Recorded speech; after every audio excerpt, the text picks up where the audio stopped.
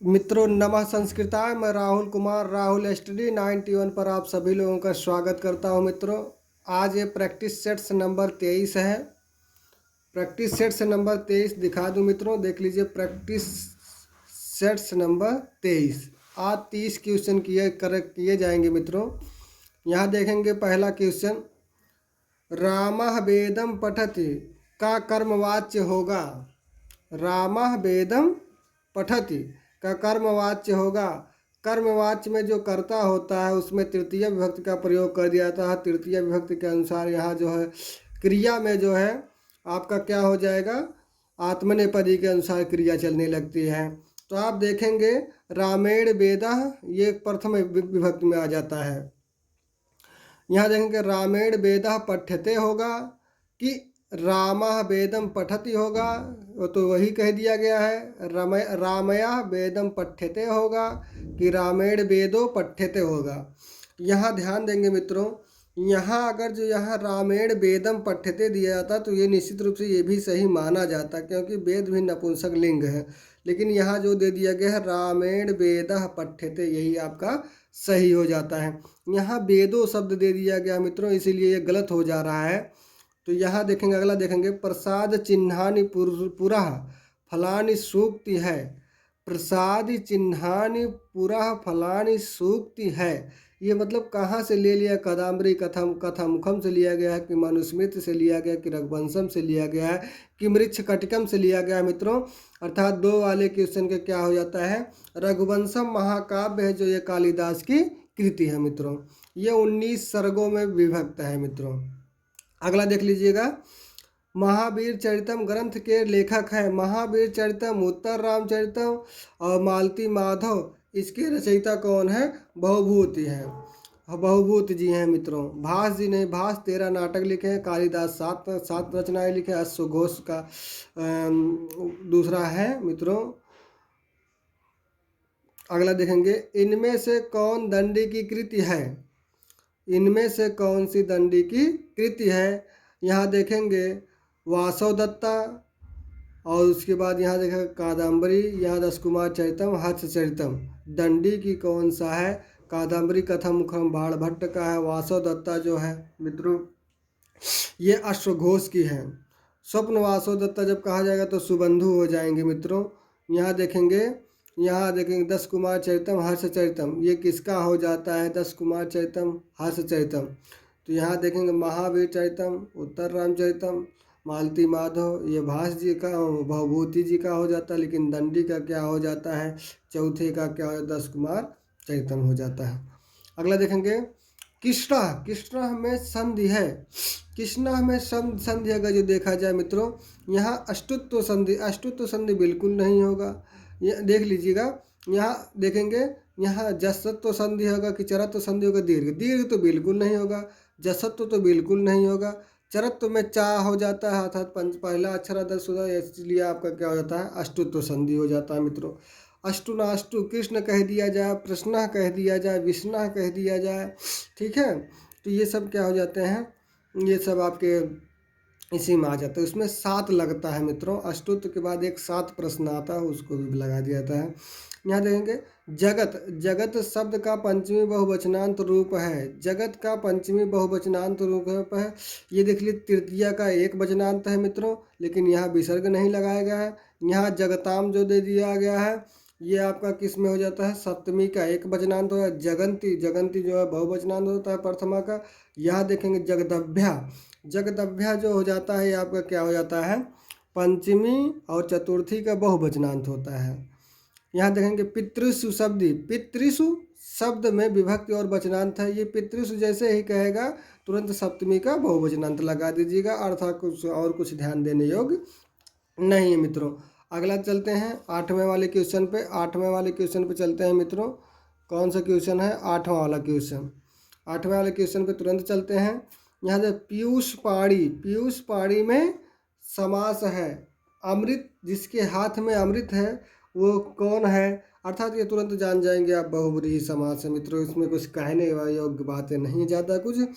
यहाँ देखेंगे गवाम, गवाम में विभक्ति और वचन है। जैसे आम शब्द आए 9वें का, तो तुरंत आप लोग क्या लगा दीजिएगा, षष्ठी का बहुवचनांत शब्द लगा दीजिए। आम शब्द कहीं पर भी मिल जाए तो यहाँ तुरंत लगाएंगे आप लोग क्या, षष्ठी का बहुवचन। नमो अपिपदे कह संधि, नमो अपिपदे कह संधि में ये कौन सा शब्द होता है, तो ये आपका विसर्ग संधि, नमः प्लस अपि। यहाँ अगर जो हम देखते हैं कौन सा संधि होता है, यहाँ उत्तो संधि होता है। उत्तो मतलब अतो रोर पुलताद पुलते सूत्र लगता है यहाँ मित्रों, 5-6 सूत्र लगते हैं तब जाकर इसका देख लीजिए पूर्व एंग पदांता दति आ जाता, तब ये छोटा या का अवग्रह बना देता है। ठीक है मित्रों, आगे बढ़ते हैं। आगे देख लीजिए शावका, शावका का संधि विच्छेद होगा। शावका का संधि विच्छेद देखा जाए मित्रों क्या हो जाता है, सय प्लस अकह बराबर श्रावका, अर्थात यहाँ आयादि स्वर संधि है मित्रों। यहाँ देखेंगे व्यंजन संधि का उदाहरण है, व्यंजन संधि का उदाहरण है, व्यंजन संधि का उदाहरण है। तो यहाँ देखा जाए मित्रों, यहाँ वागीसा यही होता है, भो प्लस अनम बराबर भवनम, गय प्लस आयका बराबर आयका, अकह बराबर गायका। यहाँ देखेंगे कद प्लस एव बराबर कदयव। यहाँ बागीसा, बागीसा में भी झलाम जसोवंते लगा है मित्रों, आप पदांत जसोत है। ठीक है। चल धातु में कत्वा प्रत्यय का योग करने पर रूप बनता है। चल धातु में मित्रों करने पर क्या रूप बनता है, तो यहाँ चलित्वा बनता है। यहाँ कतवत जैसे करेंगे तैसे है कतवा, चलतवान लिख दिया गया है, चलता है जो लिखे था चला, ये सब गलत माना जाता है मित्रों। आगे बढ़ते हैं, देख लीजिए मित्रों, संप्रदान कारक का चिन्ह है, संप्रदान कारक का चिन्ह है। तो यहाँ संप्रदान कारक का चिन्ह क्या है, कर्ता ने ये कर्म को ये षष्ठी काकी के षष्ठी चतुर्थ संप्रदान में आता है, संबंध कारक जिसको कहते हैं, के लिए चतुर्थी में आता है। यहाँ देखें में पर सप्तमी में आता है, अधिकरण कारक, अर्थात यही क्या हो जाता है, सही हो जाता है। 14वां का क्या हो जाता है, सी वाला। यह दे षट पंचाशत का हिंदी में क्या बोध होता है, 56 होता है कि 58 होता है कि 50 होता है कि 88 होता है।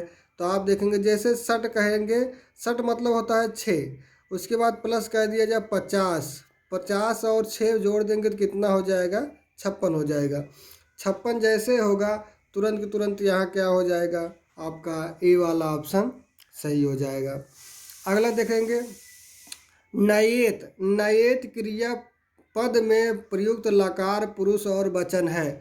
नयेत में देख लिया जाए मित्रों कौन सा, ये देख लीजिएगा विधिलिंग लकार का प्रथम पुरुष एक वचनांत है मित्रों, विधिलिंग लकार का प्रथम पुरुष एक वचनांत है।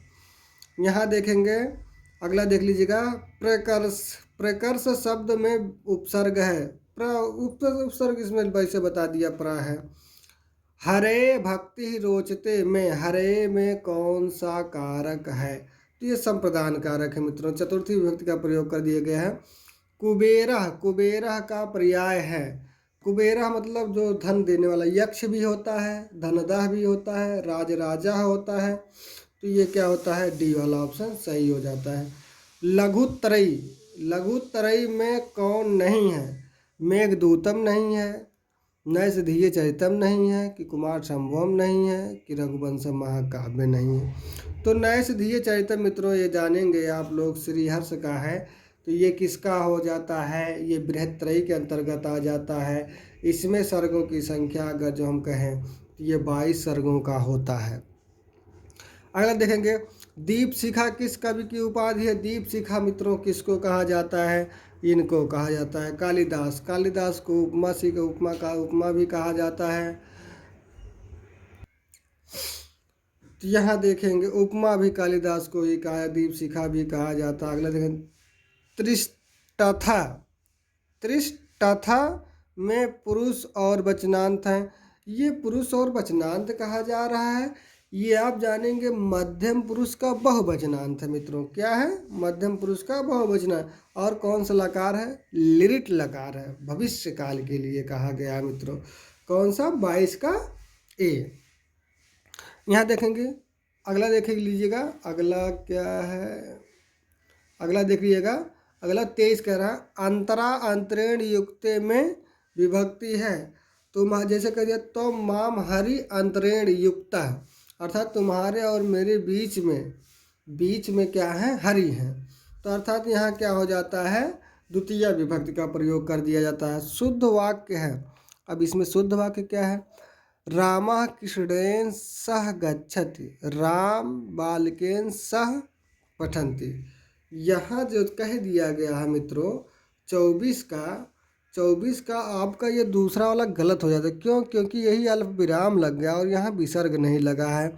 तो यहाँ क्या हो जाता है, राम बालक के साथ कहाँ के साथ जाता है मित्रों, यहाँ इसका अर्थ यही हो जाता है। ज्ञा धातु का लट लकार प्रथम पुरुष एक वचनांत का रूप है। ज्ञा मतलब जानना होता है। लट लकार मतलब वर्तमान काल, प्रथम पुरुष का एक वचनांत होता है। प्रथम पुरुष के एक वचनांत क्या होगा, जानति। जैसे पठति होता है उसी प्रकार से जानति भी होगा। ठीक है, आगे बढ़ते हैं। देख लीजिएगा मित्रों, मति शब्द का तृतीया एक वचनांत रूप होगा। मति का तृतीया एक वचनांत जानते हैं क्या होता है मित्रों? तृतीया का एक वचनांत देखा जाए यहाँ, ये देख लीजिए, ये सप्तमी का बहुवचनांत है। ये देख लीजिए जो प्रथमा और द्वितीया का द्विवचनांत है। ये देख लीजिए आपका क्या हो जाता है, ये आपका मतिम जो कह दिया है द्वितीया का एक वचनांत है। ये मति ही जो कह दिया गया ये द्वितीया का प्रथमा का बहुवचनांत है। तो यहाँ क्या सही दे दिया गया है, यहाँ बिल्कुल गलत दे दिया गया है। यहाँ जो होना चाहिए मतिम नहीं होगा, बल्कि यहाँ द्वितीया का बताना चाहिए। यहाँ लिखना चाहिए इनको, द्वितीया का एक वचनांत क्या होता है, मतिम होता है। ठीक है मित्रों, अगला लिखेंगे। यहाँ ये क्या कहा गया, टा ठा डा ढा। ढा का उच्चार स्थान क्या है, टावर की जब आ गया तो रेटु असड़ाम मूर्धा हो जाता है। कबीरा गतः का संधि विच्छेद होगा। तो कबीरा गतः क्या होता है, यहाँ देखिए कवि प्लस आगतः दे दिया गया, कबीर प्लस गतः दे दिया गया, तो यही होता है मित्रों, कवि प्लस क्या होता है, आगतः होता है। यहाँ अगर जो हम कहें तो यहाँ एक सूत्र लगता है रुत्व संधि। रुत्व संधि में उसमें आता है कबीरा गता कबीरा आयम। तो इस प्रकार से जो कह दिया जाता है, इसी प्रकार से मिलता है, विसर्ग के स्थान पर रा आदेश करता है। रुत्व संधि क्या कहता है, रुत्व संधि इतने कहता है, रुत्व संधि क्या कहता है, रुत्व संधि इतने कहता है सस जुसो रू मित्रों। अगला देख लीजिए 29 का क्या है, चय। चय प्रत्याहार के अंतर्गत वर्ण आते हैं। चय मतलब कहा जाएंगे, खफ छठत चटतव चाटतव चटतव चाटत कपय हाँ चटतव कपय, यही मित्रों आपका क्या हो जाएगा, सही हो जाएगा। क्योंकि पा यहाँ पहले नहीं आएगा, लास्ट में आएगा। ठीक है, इसीलिए सही होगा। शहद का संस्कृत रूप है, सब है इसमें। यहाँ देखें मीठा होगा कि मधु होगा कि अतिरिक्त होगा, अतिरिक्त तो होता नहीं है, इसीलिए गलत हो जाता है। मीठा शहद, मीठा होता है शहद, लेकिन मधु मतलब होता है शहद। ठीक है मित्रों, यहीं पर आपका क्लास समाप्त होता है। धन्यवाद।